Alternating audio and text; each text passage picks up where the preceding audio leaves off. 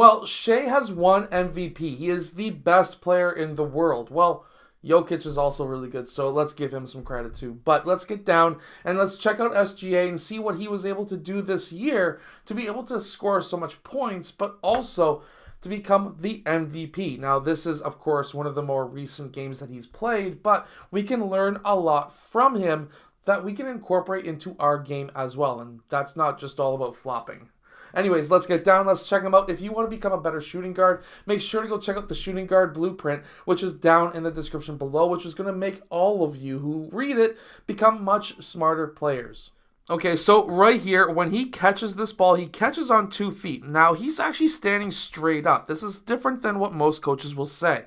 Most coaches will say you want to catch low so that you can be ready to drive or shoot or whatever it may be. However, he catches it up straight, nonchalantly, and then he gets down. Now he becomes a threat. At this time, he attacks his defender. He goes and attacks the right side, which is what the defender actually wanted him to do. If we actually look back, he's directing Shea to attack that right side. So Shea attacks that right side. When he does, he takes a second dribble and then he does a quick sidestep out. There's a massive reason behind it. Of course, when we look at the defense, where can he go? Can he attack the rim?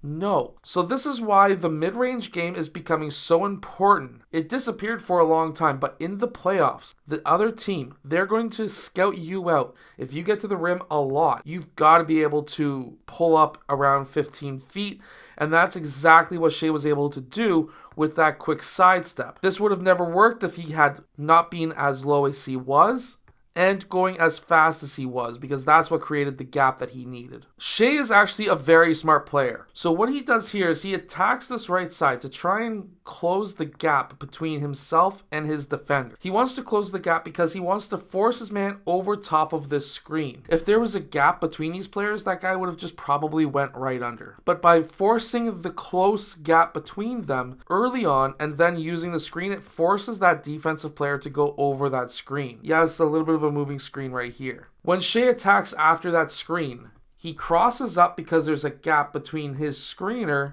and the screener's defender. This guy is essentially in drop coverage, and he's got a man who's going over top of this screen. When you're attacking, look at what Shea is doing right here. When you're attacking after a screen, he has his head up. He's noticing that there's a defender here, so he can't sidestep into him. He can't take Jokic to the left because this gap defender is going to get his hands in, and they have Jamal Murray standing right here. There's another gap defender here, but there's a massive gap between Jokic and the next gap defender. So the ideal path is this way, because now if you attack down, he's not going to be a factor. And if Jamal Murray moves over, then that leaves Caruso wide open for the pass on the attack. And this would be a layup anyways. And that's exactly what we see happen right here. He cuts back, he attacks with very few dribbles, and he finishes nice and high at the glass. Being smart is preferable in basketball. Now, of course, hand down, man down. Look at the gap between these two players. When Jamal Murray is coming up to guard him, his hands are down. This is a absolute wide open shot for SGA, and he capitalizes on it. I know it's early in the shot clock. A lot of coaches will be yelling at you, but this is just basically what happens in the NBA. Now, this is actually a very smart move by SGA.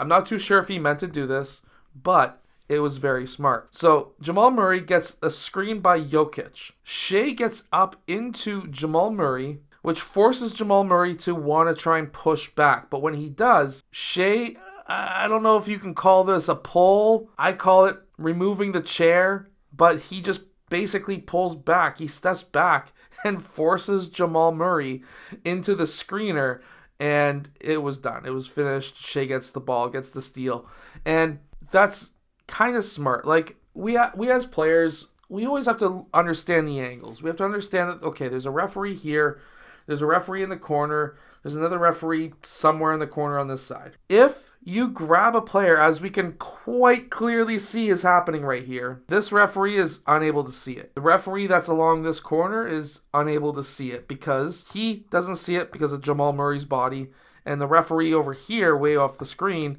can't see it because of Shea's body, which means that 66% chance it ain't going to get called. There's a screener here. The other referee is in the far corner, which means that Jokic's body is going to block this pull. And when that happens, if you just act like you're stepping back and you slightly pull him, that is one very good defensive move that, it's kind of dirty, but I like it. But Shea gets it. He then, obviously, just wide open.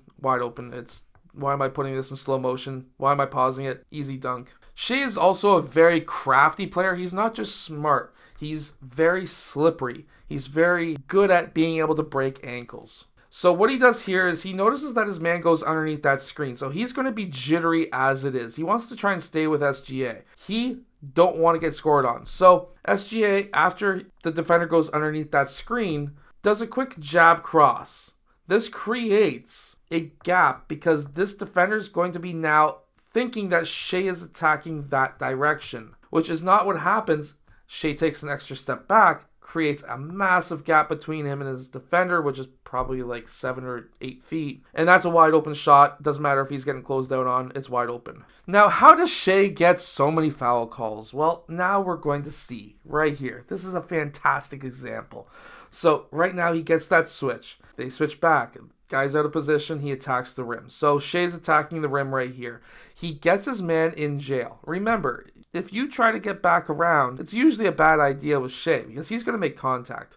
So he's going to ride this man up. He's going to ride him all the way to where he wants to be. Now, because he is not in position to be able to block this shot, he just wants to somewhat contest it from the side. And especially Shea being a right-handed player, he's going to be going up with his right hand. So he might just have a good opportunity from the right side. So Shea does a quick shot fake, gets the guy into the air. Now Shea takes a half a step into the man and jumps away, makes the shot. Now, can you practice this? It's impossible to practice. But can you practice taking contact and then shooting? Yes, that is something that you can practice.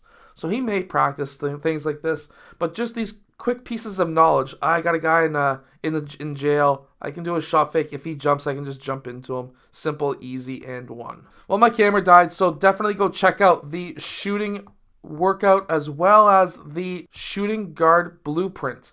If you want higher basketball IQ so you can do what Shea does, definitely go check that out down in the description below.